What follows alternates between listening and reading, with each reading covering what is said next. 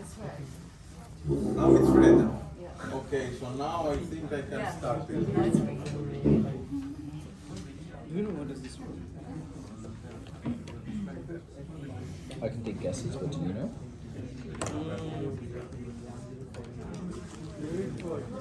No, some of them would like make a chain of them. I think it's one. Yeah. Because I've seen them. Here, let's see. Because when they're a rope, here, move your fingers.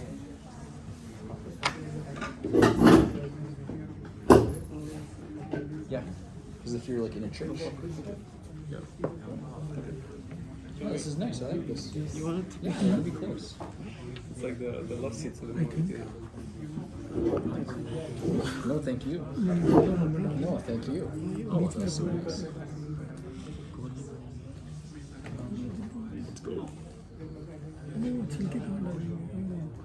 So as I mentioned, we have a fixed space. We can afford that fixed amount of terabytes for additional space because already the data warehouse takes that amount of terabytes. I can afford that amount more in addition to speed up the query. So this is your bounding, your bounded space. And then you need, the problem would be how many views you need to materialize to get this reasonable performance, given that you have this bounded space, and then which are the views that you will gain most from materializing. So then, of course, the thing we need to do is to optimize, is to have a cost model. Have you seen already the cost model for query optimization in the other course? So you know, we need to compute something into a numerical value that we can optimize. And here we, as we have seen, we have a very simple cost model, which is, we have seen here, is just the size of the table. Because n log n is the cost of aggregation, so we forgot even the log, and then we say our cost is n. And then the problem, as I mentioned, is it's always impossible to know the size of the view without computing, but we can guess a good estimate of approximation of how many tuples we will have in this by doing a sampling. We have 1 million rows, so we sample 100, and this is how PostgreSQL does the query optimization. They have statistics in a sample of the full table. And the full table can mean millions of rows, and then you define how big is your sample, and then all these optimization are based on this sample. We do a partial order in these views. So as I mentioned, on top is the relational table fact. This is what is stored into the relational table, and these are aggregations from this possible aggregation of this base table, and therefore you are saying here the arrow say I can compute this from this. Of course, you can compute everything from up. But at the same time, if you have already computed supplier and customer, you can compute, instead of going to the top level, you can compute the aggregation by supplier with this, or the aggregation by customer with this materialized view. You get this idea of derivation from this table, and I can derive this and this. The aggregation by this. Get the idea of the view of the partial order. So, but this is the simplified view. As you know, we have hierarchies for products, for customer, if only for the address. So we need to take this partial order is much more complex, because suppose if you have a product aggregation by city, then of course by city you can derive the aggregation by country. And the same for dates. If you have aggregation by month, you can derive by quarter or by semester and by year. So the picture is more complex. Here we are only depicting the dimensions, but inside of each dimension, as we have seen here in this simple example, we have a lot of hierarchies. And then across, if only by customer or supplier or employee, we have an aggregation by geography. And then if you have aggregation by state, probably you will be able to aggregate by region and by country. So this graph is much more complex, and then it's impossible to visualize to draw in a readable form, but you get the idea. So this is the specialization, the roll-up lattice, and then how would be the cost? The problem a little bit more formal is you have the base relation, the fact table, all the three combinations, and you need to design how many of those views V1, V1 you need to materialize, and how to choose that. So what will be the cost of query Q given that you have already this set of materialized views, the base relation and the previous one, V1 to Vn.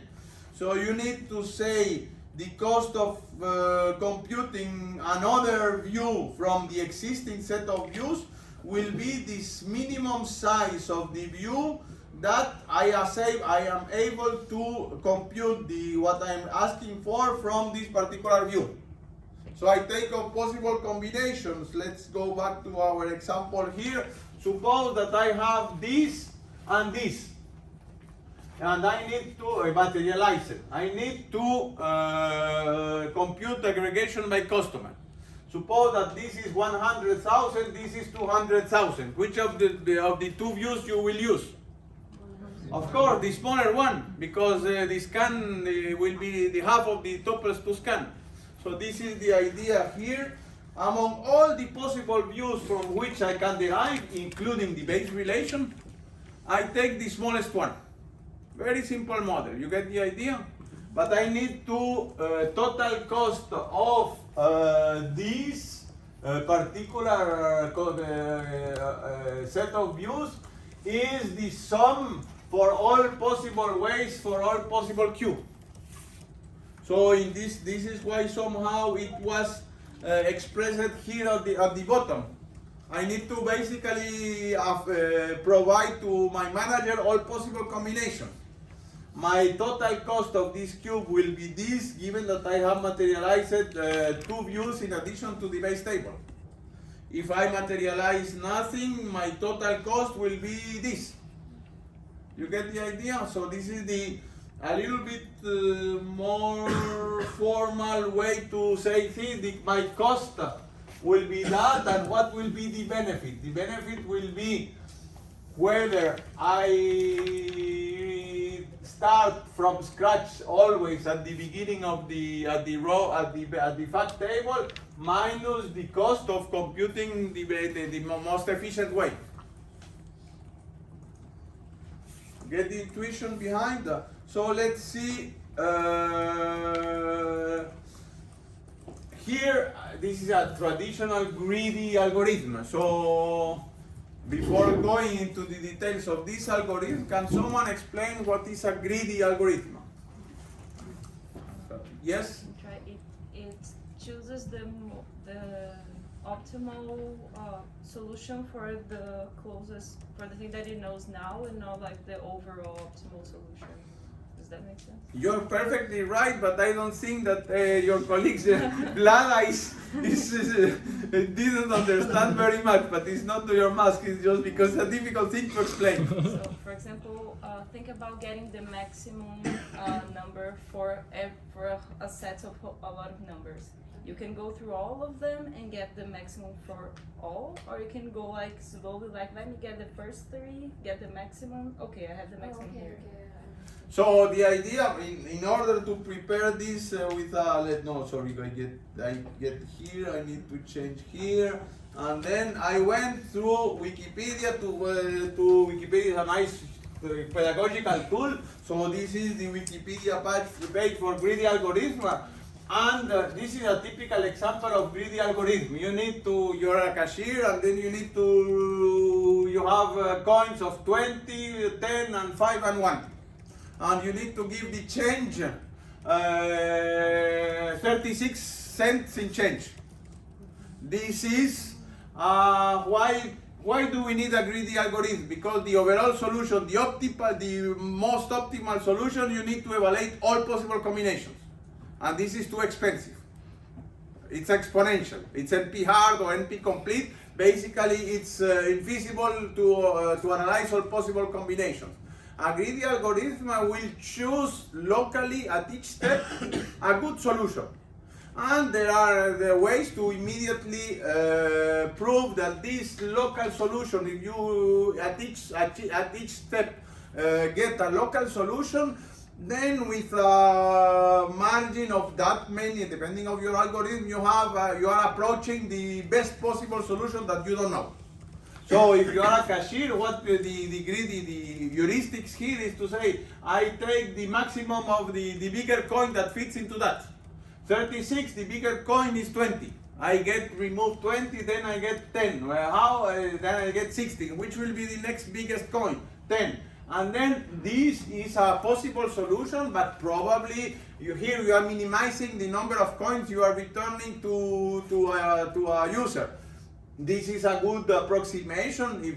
Probably 36. I don't know where this is the best possible solution, but you get the idea. There are many possible solutions, and you are taking one solution that it is good enough. Okay? So this is the idea of the greedy algorithm. No, now I can come back to my slides. So the idea is we have a good solution. Not necessarily the best one, but it's a good solution that solves our problem. We don't need an exact solution because we can have our approximated solution is good enough. So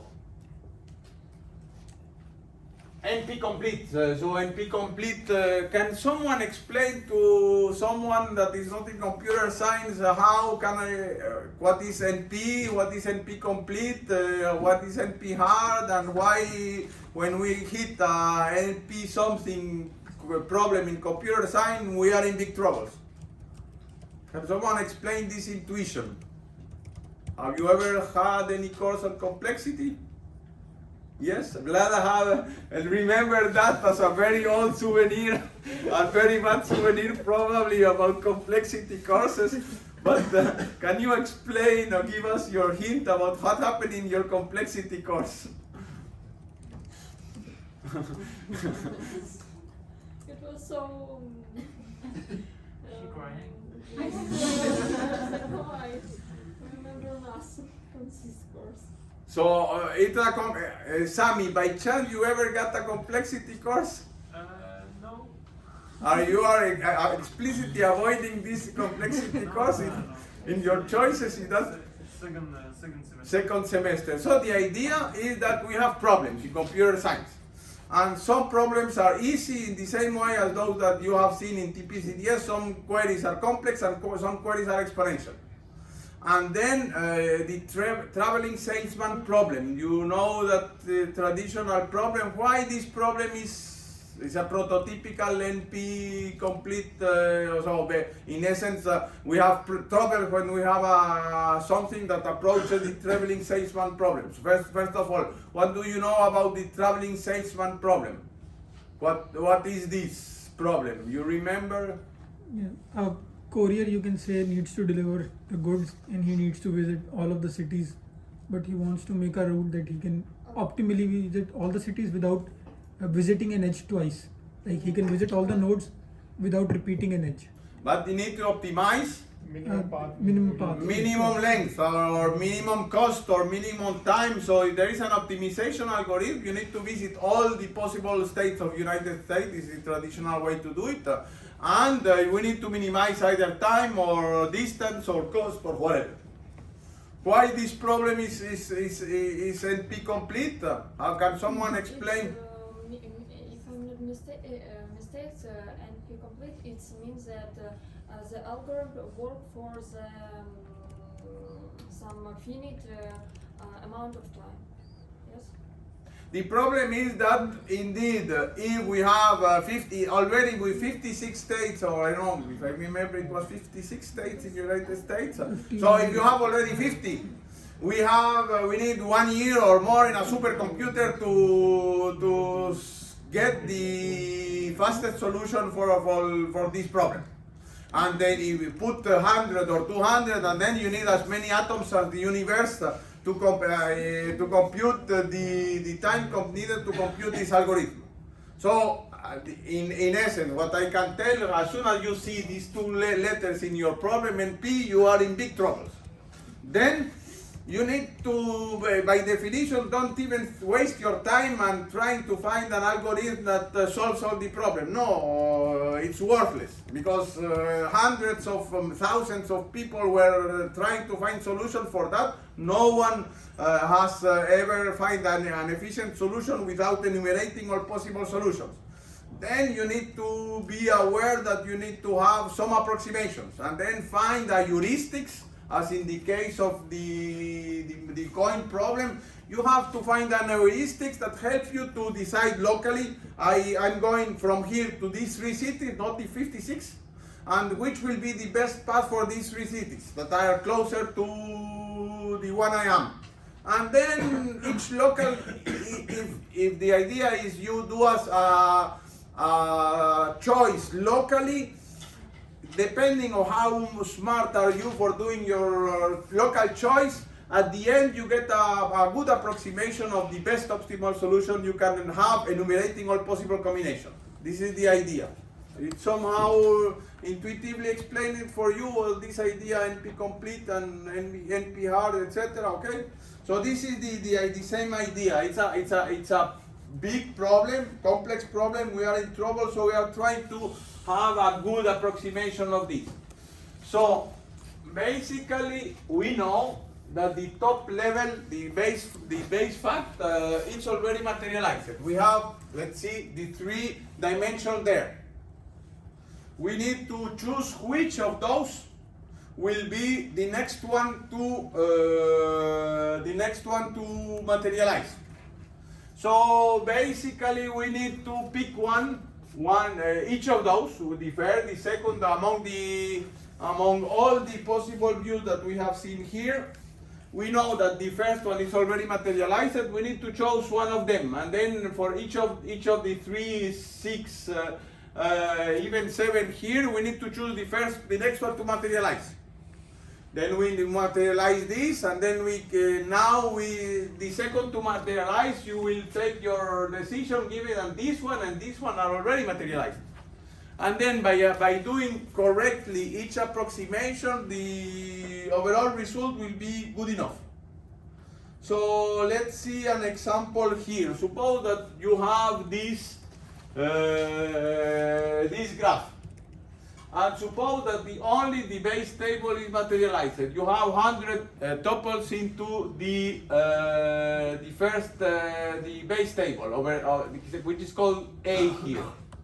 So what will be the cost for computing B, C, D until there? The cost will be always 100, because you need to go back to your base table to materialize every possible combination. So now suppose that you materialize B. Instead of having 100 here, you will have, the cost will be 50 only, because from B you can derive D, you can derive E, G, and H. And then for all these tuples, the cost will be 50. The overall benefit will be 100 minus this benefit. So this is what you are gaining. And then your gain here is 250, 1, 2, 3, 4, 5. So how do we choose that? We cannot choose. We need to compute all possible combinations. We do that for B, we do that for C, etc. And then out of these possible combinations, you choose the next one. So basically, you need to do all this. You do all possible combinations. Now you get this. Now you are sure that among all possible combinations, the total cost, what you gain most is this. Then the next step, you know that B is the next step. And therefore you start again. How do you know that F is the next best possible solution? Then again you need to get from A the size, and then which will be using which for computing. Now D, E, F can be computed here. H can be computed from here or from here. And then basically out of the rest possible combination, you know that the next step is 70. That the one that gives you much, the biggest advantage among all the possible solutions for the second choice. You get the intuition, and then we get into the details. So at each step, you define how much do you gain from that. And then at the end, suppose that will be the benefit of materializing a third table will be among all the possible solutions that you get the third one, which is D. Then you decide that you need to materialize this one because it's the one you get the most. And then you say, I'm affording three views. These are the 3 views that I'm sure that will contribute most to the overall performance.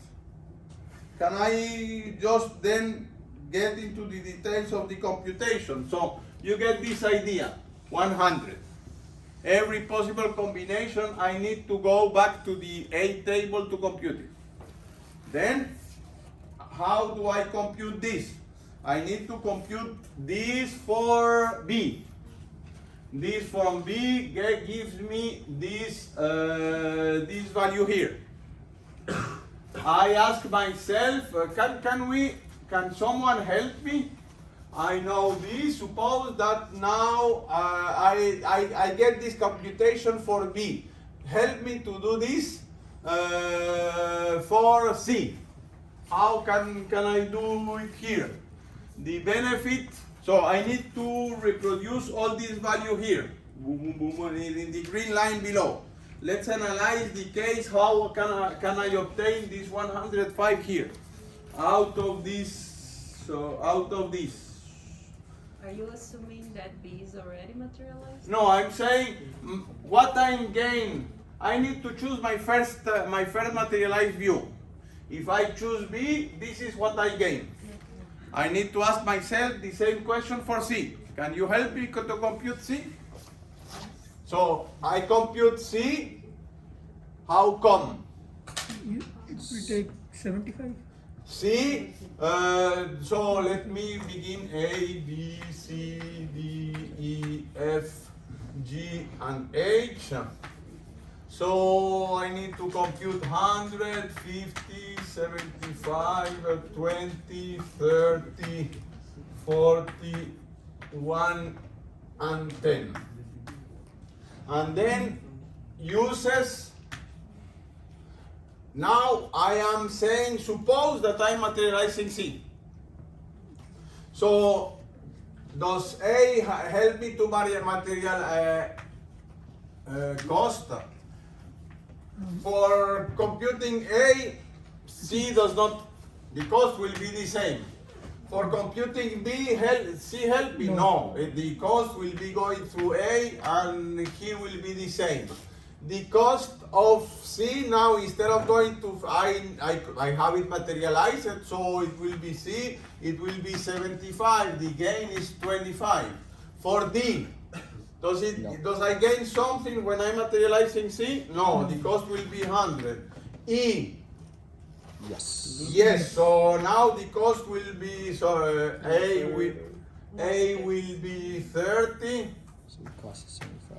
and so C will be 75, and here the cost I will be using C, and the cost will be how many? 75. 75. Sorry, here Yeah, cost. No, I'm mixing. You see? I use C, and the cost will be 75. I gain 25. F. So F. Can I help? It will be the same, 75, and I gain 25. G. 75, 25. Oh. C, I can derive G from C instead of going back. So again, I have 75, I gain 25. And H, the same. H, I can compute it here again here. So you get the idea, 1, 2, 3, 4, 5. I get this, the 125 that are there. I do this for all the rows, for all possible combinations. Now I know that among all these views, if I only have one single view can afford to one single view to materialize, this is the choice. This is the one I get the most out of all of them. Get the idea? Then, now the next step, I need to start again. Which will be the second one? I need, of course, my second choice will be C, D, E, F, G, H. I need to do again the same table, probably this here, the same table again, which is the cost, and then this is the cost. I will gain most of that, and that therefore it will be the F. We will see exercises next time. I will print the exercises, and you will be computing that for one example, but you get the idea. This is the way to, it's not rocket science, yes? Each one of these views is like, if I'm just coming back to actually someone using this, these are all queries that exist. Like I, as a user, typed in a bunch of queries. There's like A, B, C, D, E, F, G, H different queries. So and when rather I than put it, just let me go back to here, just A, B, C, D, F, G. I didn't want to put all possible combinations. This is A, this is B, C, D, E, F, G, H. okay. So out of that, you can do something like I was also doing here, looking for here PostgreSQL. Out of this, you can do in PostgreSQL, create materialized view. No, so this is the refresh. Create materialized view. Create materialized view. You put I don't know, sales by product, and so in my case it was what, sales by part and supplier, and you create this materialized view. And when you write your I don't know, Power BI dashboard, instead of having a query related to the sales fact table, you address the query for this visual in Power BI to this materialized view that you have created. You get the idea? Is this something that we do as users, or is it something that is already inside the data warehouse? Depends of the tool. If you are doing that on Spark infrastructure, you need to decide yourself. Kylin is the best example because, for example, all the things that we are hearing here, you need to explicitly type it in your Spark SQL. So then it sounds like generally this is a materialized view is a concept we need to be aware of. And then depending on which tool or technology we're using, to either know how it's being implemented on the under the hood, or to know that we can implement it over the hood, or a combination of the two, and just know it exists and how we might want to use it. It for big depends data. of this is a good question, and let me go to the example here. As I mentioned, it depends who you are talking with. If you are talking to the manager understands this. If you are talking to, I don't know, to the CTO, let me go, then you have a relational representation of this, which is this. Now your CTO understands relational tables. Your CTO understands the referential integrity. But CTO does not understand all the details of the cluster, all these kind of things. He don't need to understand. Then the database admin, or the system admin, then you can begin thinking how many nodes in the cluster I need. Do I need 3 or 4? Given that, can I do materialized view to speed up this or that query? This is something that you optimize, but for our manager or for a CTO, you will see as a single table. And you don't even mention to him that you are using additional space that for materialized views. Then prepare then and then. I just have a question regarding like the building of these views, because I was just thinking like the materialized view, in a way you have to keep it up to date, right? Like with the information and all that stuff that you have in the data warehouse. So I was just thinking, since the data warehouse, let's assume has like, for example, a refresh of once per day, would it be like a good idea to implement the same idea, but like having like tables instead of the views, and have like the detail, like just like process that information and just keep it there like for the run? I don't know if I'm explaining myself. The idea is that indeed materialized views is very much related to ETL. You need to know in your ETL process, as I was looking for during the break, so create materialized view, this is something that PostgreSQL understands, but then you need to go and by design, after the ETL process, you need to explicitly call refresh materialized view so that the views are materialized with the new content of the fact table here. And that should be part of the ETL process. Otherwise, if you don't refresh or materialize views, the manager will be using the data from yesterday, not the latest data. So it is implicitly embedded into your ETL tool, knowing how many materialized views and updating them, all of them.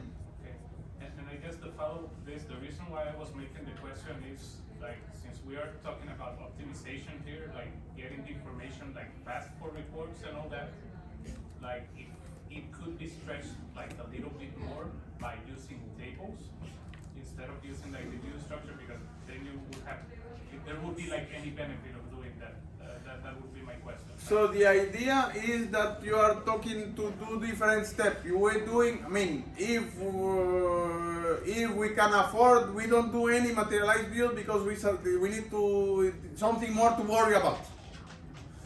But for efficient access for our managers, we need to provide this materialized view. So you need to take care all over the process, from the design, from the ETL to the design of your Power BI visuals. Because since we are suppose that you at the beginning you have that and that and that, and then your director calls and then say, I have a problem with this dashboard. I need to have it more frequently updated. Then immediately you create a materialized view to help this manager to have a faster dashboard. And then these materialized views continuously change. It's an optimization in the same way like scaling up and down the nodes in a cluster. So it really needs to, materialized view needs to follow the usage of your data warehouse and adapt it to itself. And then this is why tools like Microsoft do self-adaptability.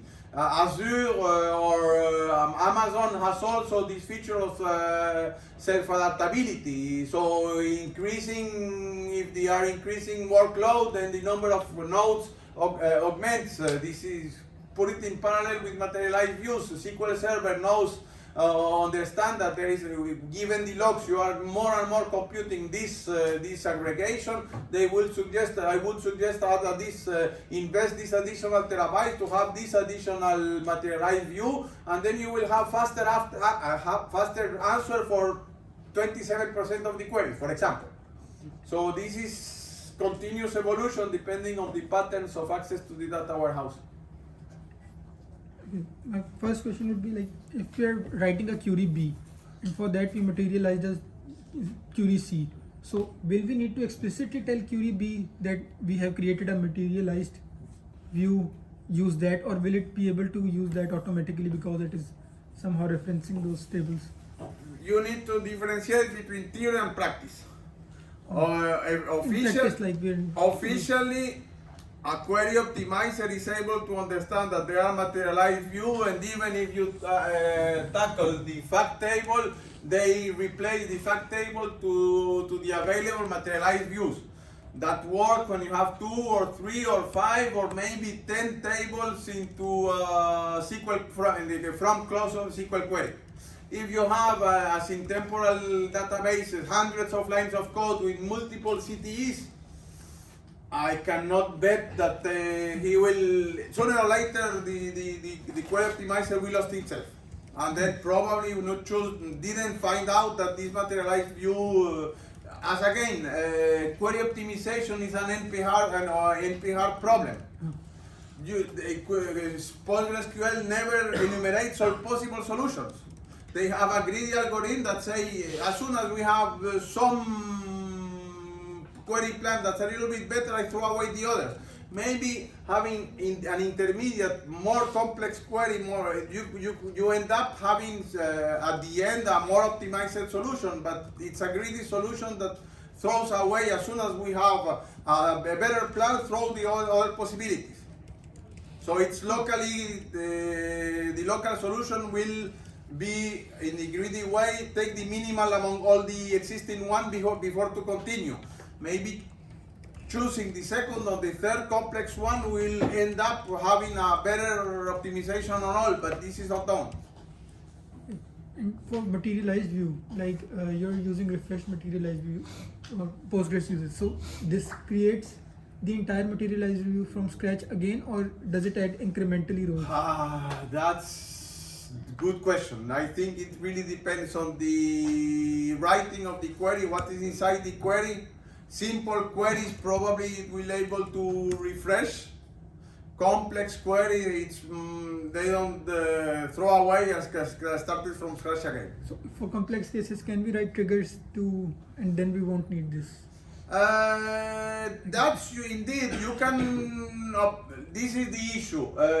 Materialized views in this case are only materialized when you push the button or when you write the refresh materialized view. Suppose that you need a materialized view that is continuously being synchronized with the base table. Then if you are able to write this with triggers, then it will always be materialized, and then you don't need to materialize it yourself. But you know, it's a simple query, it's possible. Otherwise, you need to envision all the possible cases as you have seen in the advanced database course. That you need to, if you have a materialized view on 3 tables, you need to target the update, delete, and insert, delete, update for all the 3 tables. That has many combinations. You need to write 10 triggers to materialize the view in every possible update of the 3 tables. If you are there to that minutes, I like it that because I'm sure that I'm doing the right things, and then I'm doing properly because I know my domain, and I know that student has only 1 course or at most 20 courses, and then I can optimize based on that. SQL cannot optimize based on that because for them courses or departments or they don't mean anything. I know this domain, so I can have shortcuts. Question? And I guess that would be like super useful if you have to have like up-to-date data, like to the point in the data warehouse. But if you have like something like you only need a report like every once a day, and you have to, there isn't much value, right, in using triggers. It would be easier to just like put that statement into the ETL, right? So, but imagine director. I mean, director is, I like very much director is the one that provides, give my salary every month. But what is her typical usage? Just open a dashboard about the university in the morning when she arrives, and she is happy with that. And then probably click here to see how is the faculty of engineering with the faculty of science or the faculty of economics, and then she is happy, and then he has a telephone call about it with the minister or whatever. So in this case, I can afford that. If I'm the student or the personnel working at the registration department, I cannot afford that. I need to immediately update. So you need to really understand your users and provide the effective use, the essential users, not director. For me, the director is essential for other things, but not as a database factor to optimize their queries. Any other question? Because basically with that we have seen this, and then we will do exercises next Monday. Then I don't think there is it's not holiday. Monday, next Monday, no, or 11, no. So we will see next Monday, and we have exercise for that. Yeah, just one question. We have G and H, which are in the bottom. And for example, for H, we see that we will use F, but somehow we know that H has a smaller cardinality than F. I just don't I mean, maybe it's the algorithm that does this, but to me, intuitively, it's more normal that we have usage from the other nodes than from the bottom ones. I don't know how to explain very well. Yes, I get your point. Okay, So H here, you are meaning H or J? Or Yeah, G? let's take the H example. So your question was?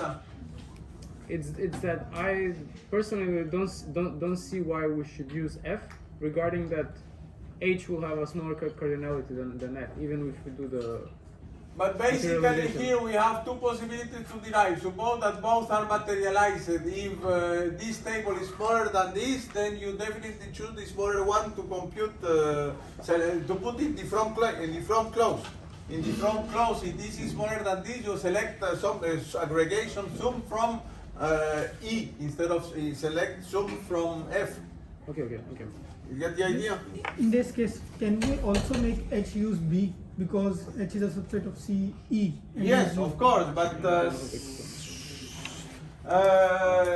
we are analyzing all possibilities. So we are analyzing what if I have already B, but I also have E materialized. So if I E materialized, I don't need to go to B. Any other question?